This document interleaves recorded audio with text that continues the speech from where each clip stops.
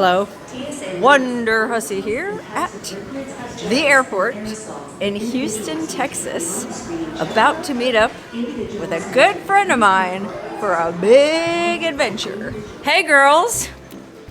Look at that! It's Gina! What's up, Gina? Hola. And who's this you're with? Me, her hermana. This is your sister?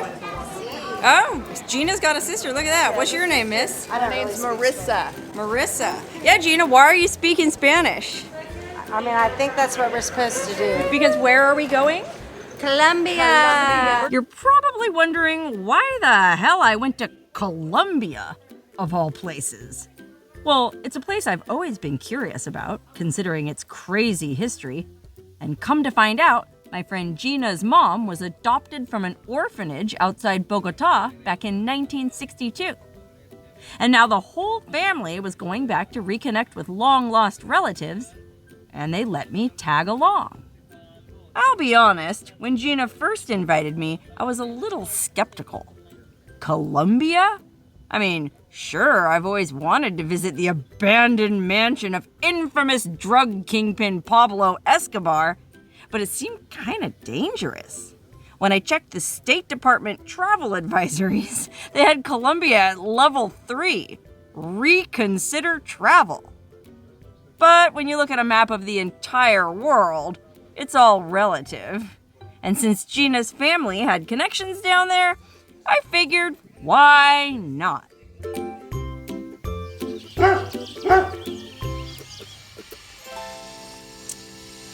Oh, I feel like I was run over by a bus.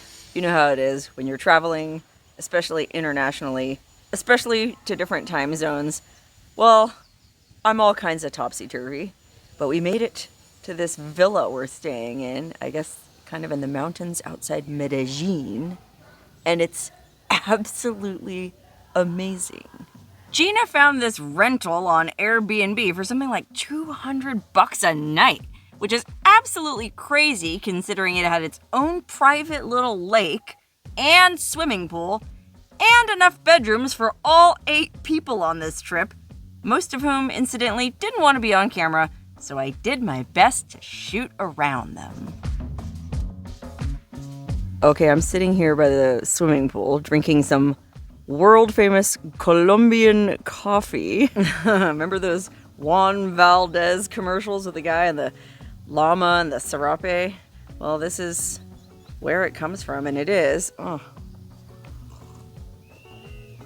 delicious. I'm not even supposed to be drinking caffeine, but, well, when in Rome. Anyway, let's take a quick walk around the grounds.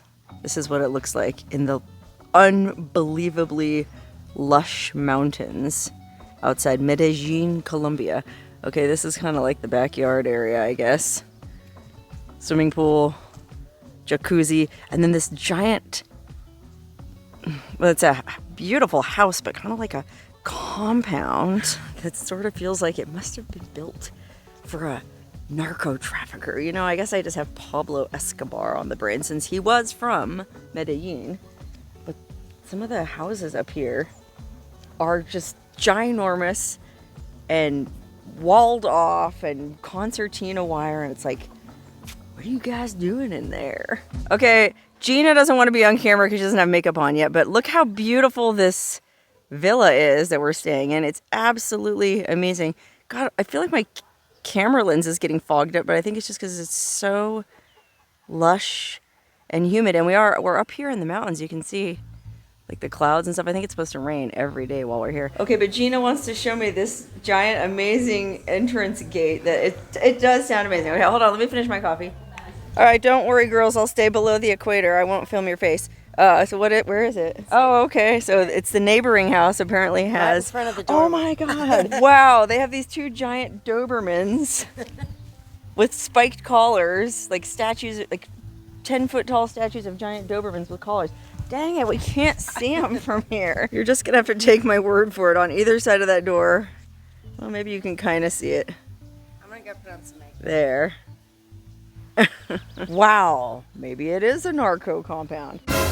Okay, you're all right to be on camera now? Yes. Okay, so we're about to go out and go meet your mom's sister, but before that, we want to see these giant Dobermans on this narco house.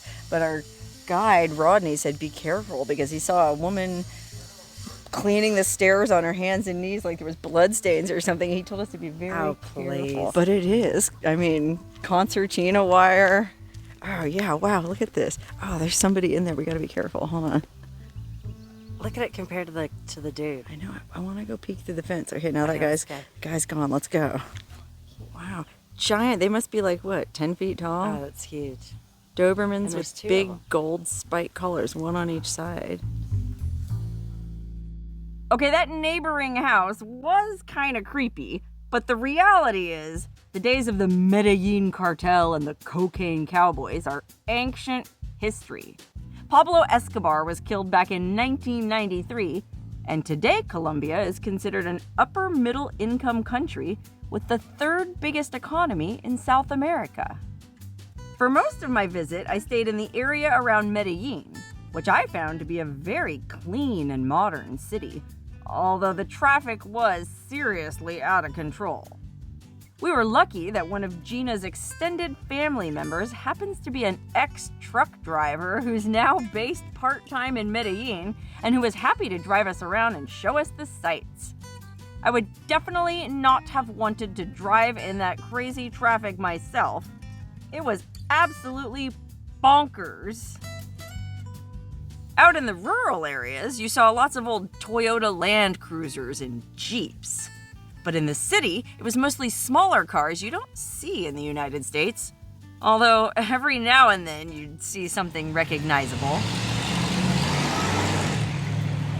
Because traffic is so insane, it seems like most people get around on motorcycles, dodging big rigs, weaving between lines of traffic, and basically proving Colombians have some pretty big cojones.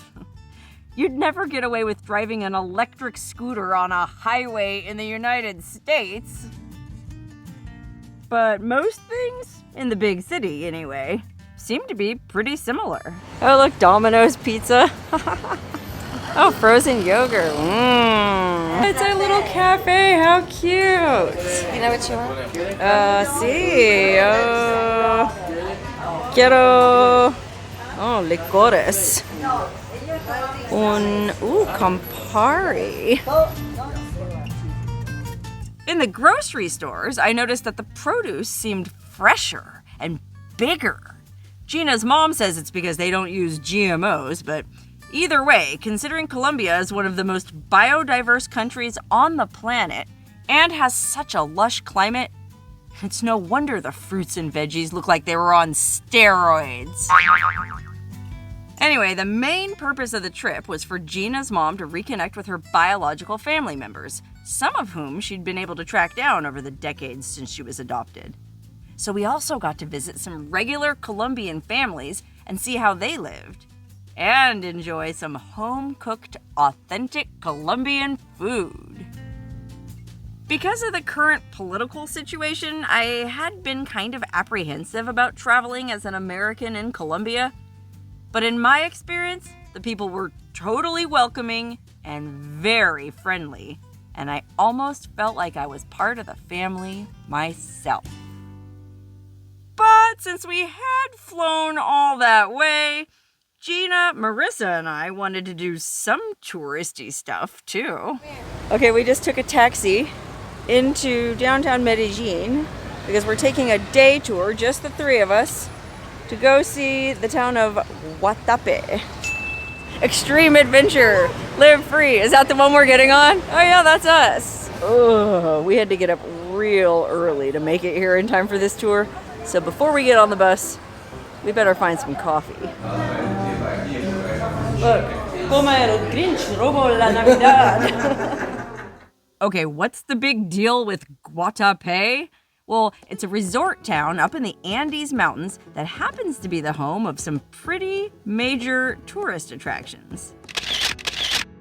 And because it's kind of a long drive from Medellín, the tour bus stopped a couple places along the way, so we could get out, stretch our legs, take some photos, feed some llamas, and appreciate the local culture. Oh wow, look at this sculpture. Unlike in the United States, they actually gave her nipples and pubic hair. How about that? The tour company also fed us a traditional Colombian lunch, which was basically the same thing Gina's aunt had made for us. Beans, rice, meat, plantains, and a little corn arepa. After all that, it was a good thing one of the main tourist attractions in Guatapé happened to be a pretty intense workout. Are you girls ready to climb this rock? We're ready. Fans of the TV show The Amazing Race might recognize this rock as El Peñón de Guatapé. I guess on one of the seasons of The Amazing Race, the teams had to climb up the rock to retrieve a clue or something way up at the top, which can only be reached by climbing this stone staircase, which is 708 stairs. Okay, it's 708 individual stairs to get from the parking lot all the way to the top, where I guess there's like a gift shop and a cafe and an observation deck and all kinds of fun stuff, but the only way to get up there is by climbing this staircase. Well, actually, you can take a helicopter, which is why it sounds like a war zone in the background. But Gina, Marissa, and I plan to burn a few calories by taking the old-fashioned route to the top of El Peñón de Guatapé. Native Spanish speakers, please forgive my terrible accent. Okay, I guess the reason they call it El Peñón de Guatapé is this rock is actually between two towns, the town of Guatapé and the town of El Peñol. And I guess both towns kind of claimed the rock for their own. So much so that I guess the town of Guatapé started painting their name on the side of the rock. And golly, I guess we can't see it from this angle. It's around the corner, but I'll go ahead and splice in some B-roll footage. Okay, it looks like there's a giant G.I. written on the rock. Well, no, that doesn't stand for G.I. Joe or G.I. Jane. That actually is the beginning of the word Guatapé. I guess the people from Guatapé started writing the word Guatapé on the rock, and they finished the giant G, and then they started to paint the U, and they got the first part of it done, but before they could finish even writing the U, a bunch of people from El Peñol came over and stopped them. I guess a mob, an angry mob, blocked the graffiti artists from finishing the word Guatapé. So to this day it just says G.I., but it's still known as El Peñón de Guatapé. So to me, it's more associated with Guatapé. So even though the guys from El Peñol stopped them, I feel like Guatapé won anyways. Either way, the real winner was gonna be my glutes. Climbing 708 stairs is no joke. But they do have numbers painted on them as you go along, so you can keep track of your progress. And there's even a little Virgin Mary shrine halfway up where you can stop and take a break or say a prayer. And when you do finally get to the top, it's a real feeling of accomplishment. Dun, dun, dun! We did it! We made it to the top. Yay! Wow, what a feeling. I didn't even time myself, but I feel like I did it in less than 5 minutes. I'll have to go back and watch the footage and add up the time I started recording, or subtract the time I started recording from the time I finished. Okay, 5 minutes, 20 minutes. The important thing is we made it to the top and were rewarded with spectacular views of the surrounding countryside. And spectacular views of the helipad, cafe, and gift shop. Oh, I love it. They sell beer at the top. That is my kind of hike. You know, you certainly don't find a beer stand on top of Mount Whitney. That's right, it ain't for nothing Colombia has the third biggest economy in South America. They know what people want, and they're happy to sell it to them. Even when it comes to monetizing one of its most unsavory historical figures. Notorious narco trafficker Pablo Escobar ruled the global cocaine trade in the 1970s and 1980s, crushing opposition with a ruthless campaign of violence. But because of his humble origins and his funding of hospitals, schools, and housing in impoverished areas, I guess he was seen as something of a Robin Hood figure by many. despite the thousands of murders he was responsible for. And in today's morally ambivalent climate, he's apparently seen as something of an anti-hero by gangster fetishizing tourists who flock in droves to visit the bombed-out ruins of his estate. Admittedly, I myself was curious to see the abandoned ruins of Escobar's mansion. I'd heard his collection of exotic animals, particularly the hippos, had run wild and turned semi-feral, which, despite being an ecological mess, is so surreal it piqued my interest. But come to find out, Escobar owned multiple lavish estates in the jungle, and the one with the hippos is now a water park. But you can still tour one of his favorite properties, La Manuela, which is just outside Guatapé and is marketed as an extreme Instagram destination. Wow, this is wild. How totally touristy and commercialized this is. It's like the Jungle Cruise at Disneyland. I mean, I guess it's a pretty extensive estate, so you can even rent side-by-sides to drive around it. And I know there's some controversy over coming to these Escobar tourist sites because what he did was terrible for Colombia, and he wreaked a lot of havoc and caused a lot of destruction. And let's not forget, he was a murderer. But it's still a part of Colombia's history, and I think it's a really interesting part of Colombia's history. So I felt like it was okay to check it out. The Colombians I talked to seemed put off by the idea of Escobar tourism. Gina's mom, for instance, had zero interest in joining us on this excursion. And it was admittedly bizarre to see tourists romping around the bombed-out estate of a notorious murderer. It's like the weirdest kind of Disneyland. Is it good luck to throw a coin in a murderer's swimming pool? Ah, that's a good point. Well, it looks like a lot of people think it is because there's a lot of coins down there. And then the fact that people are just taking pictures here, it's so weird. Ma'am, I'd like to talk to you about the potential rental of our wedding venue here at Casa La Manuela. We can accommodate 500 guests. But despite the carnival sideshow atmosphere, the story of this place is truly fascinating from a historical standpoint. You can see the house is like double walled. Oh, double walled. It's like the bunker. Oh, it's like a bunker. Say the guns, say the cocaine. Yeah, this whole thing was made out of solid concrete. It's essentially a big, fancy bunker.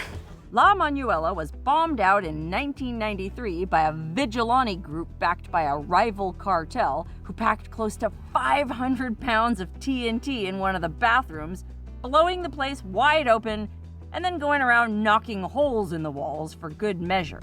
Yeah, they really did. They just blew this place to smithereens. Look, and they busted holes in the walls, I guess, looking for hidden money. No kidding. At his peak, Escobar was worth $25 billion, making something like $420 million a week. The money was coming in so fast, he was literally unable to spend it all, despite doing his best with lavish parties, private airplanes, and luxurious homes. Boy, that just about sums it up.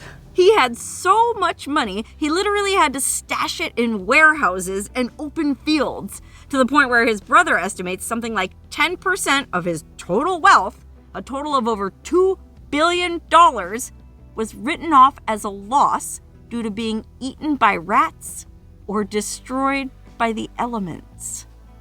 Escobar had so much money, he even offered to pay off all $10 billion of the Colombian national debt in exchange for being exempted from any kind of extradition treaty with the United States, who were after him for blowing up an airplane and killing U.S. citizens. But the government didn't take him up on that offer, and he was eventually hunted down and imprisoned. Oh my god, Pablo Escobar's abandoned sauna? No, really? Well, what else would this have been? Why would you have a sauna in the tropics, man? We're on the equator. It's already hot and humid. So you can sweat out the cocaine. Ah.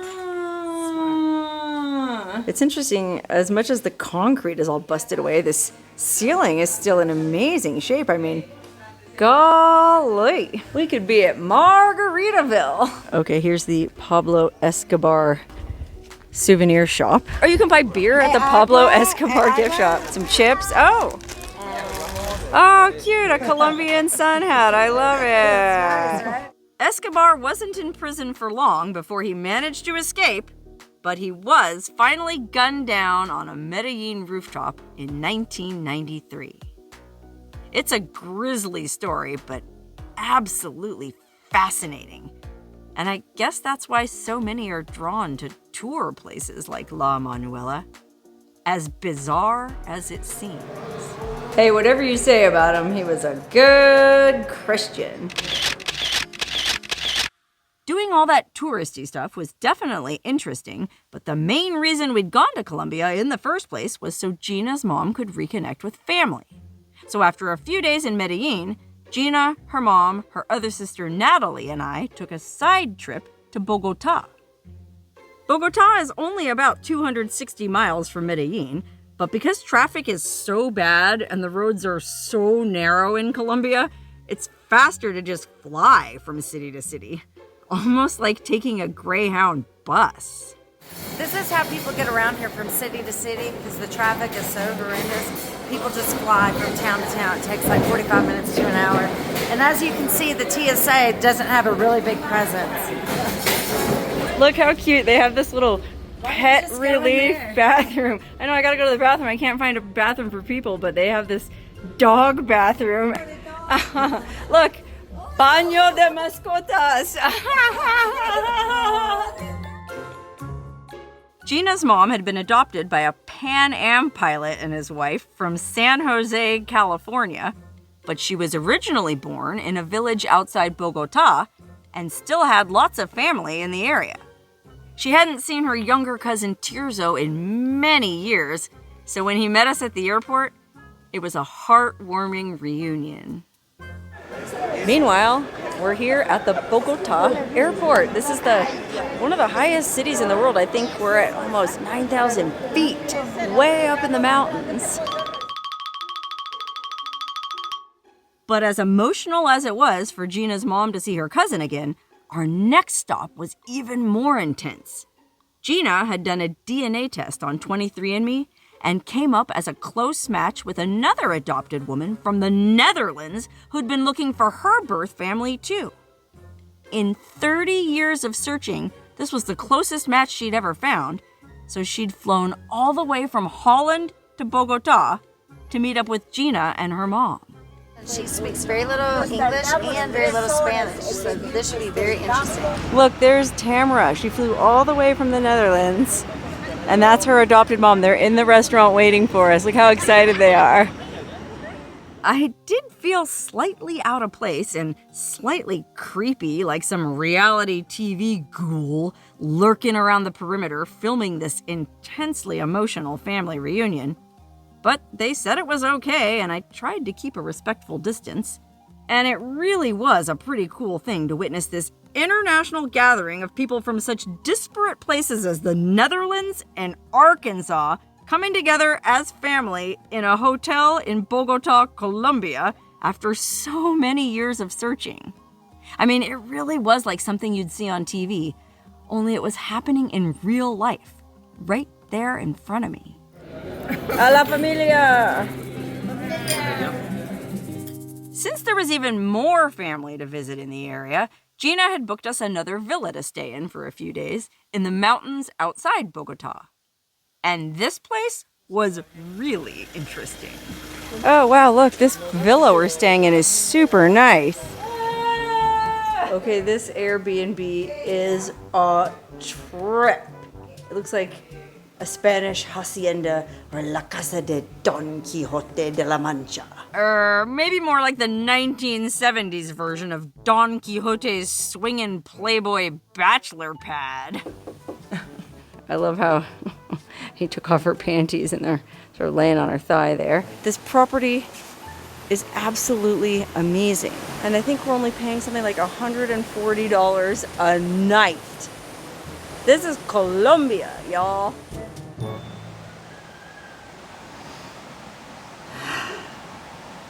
Good morning. It is kind of weird taking a shower in here because, well, it's all glass all around it. And the caretaker of the Airbnb's wife was down there skimming the pool while I was in here scrubbing my you-know-what. Oh, look. There's my shower, and you really can't see through that glass. It must be some kind of special privacy glass. How about that? Way down here in the jungle. It sounds like we're next to a big creek or something. I can hear water. Let's see what's going on.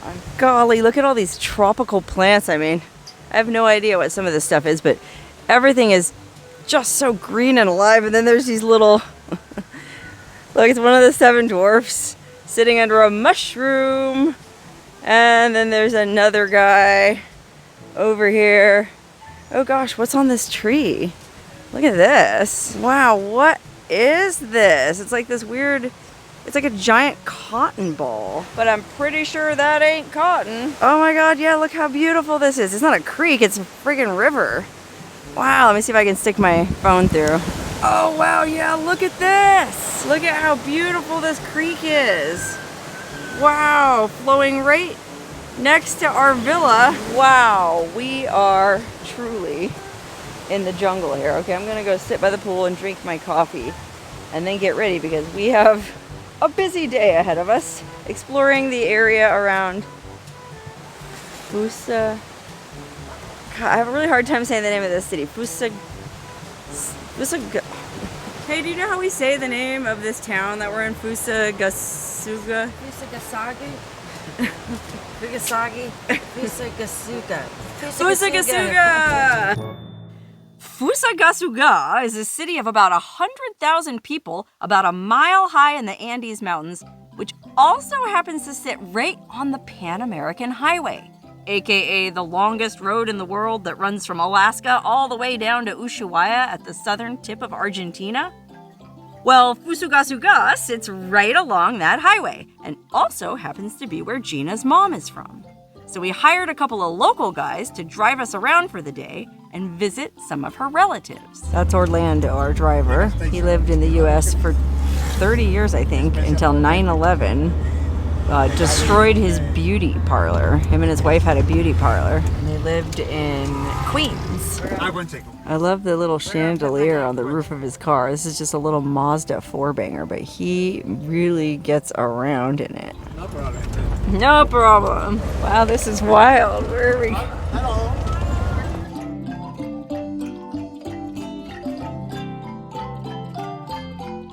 Oh, Oh my God. they're taking him out. What is going on?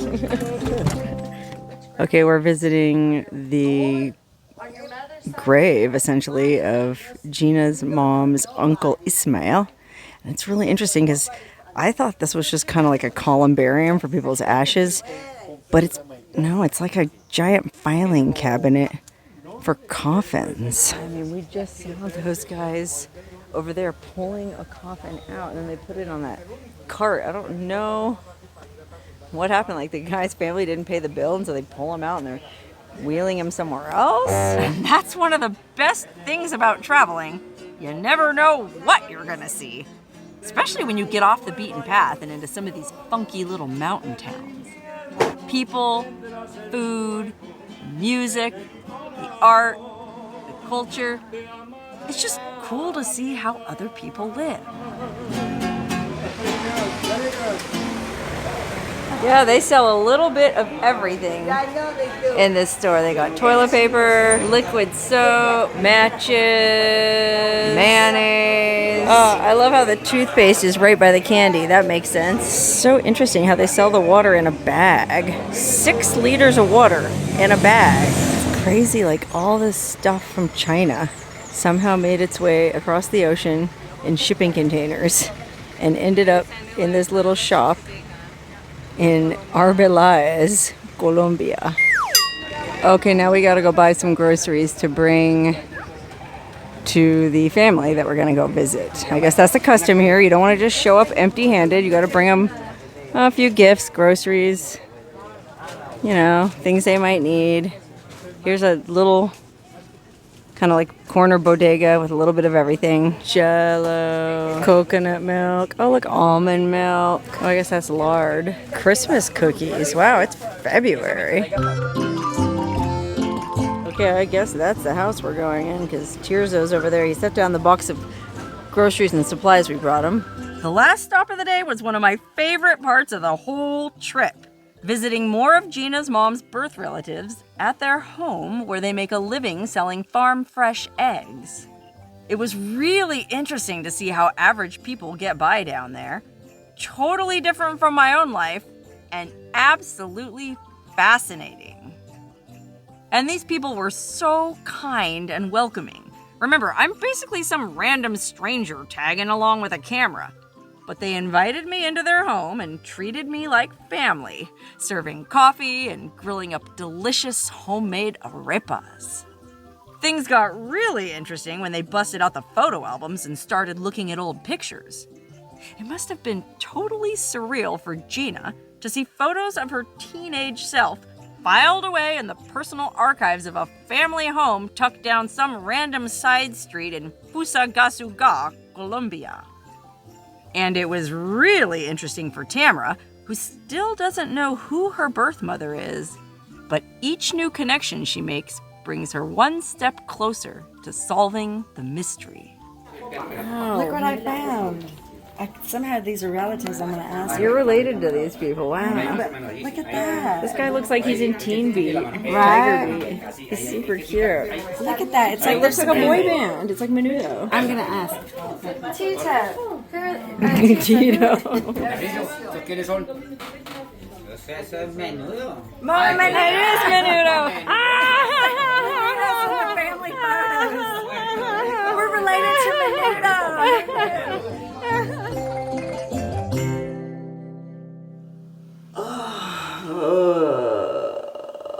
Okay, it's real early in the morning, and we have a driver about to pick us up to take us to the airport in Bogotá to go back to Medellín, and we didn't really have time to drink much coffee.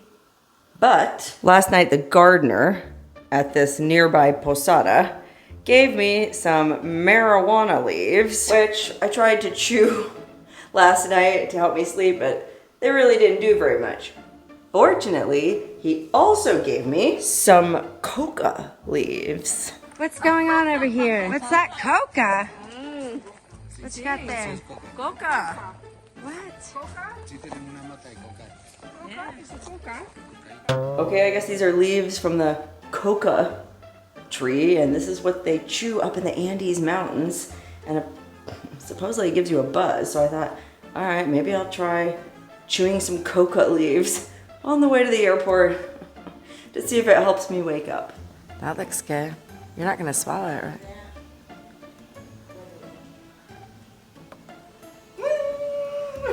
Just kidding. And since I won't be needing these marijuana leaves anymore, I certainly can't bring them on the airplane with me back to Medellín. Well, I'm just going to go ahead and toss them in the garden, you know? Compost. I'm awake now. How do you feel, Gina? Tired as hell. I was right there with Gina. Tired as hell. I was in Colombia for 9 days, and every single one of them was action-packed. Even an entire jungle full of coca leaves couldn't help me. I needed to sleep at home in my own bed. I'm exhausted.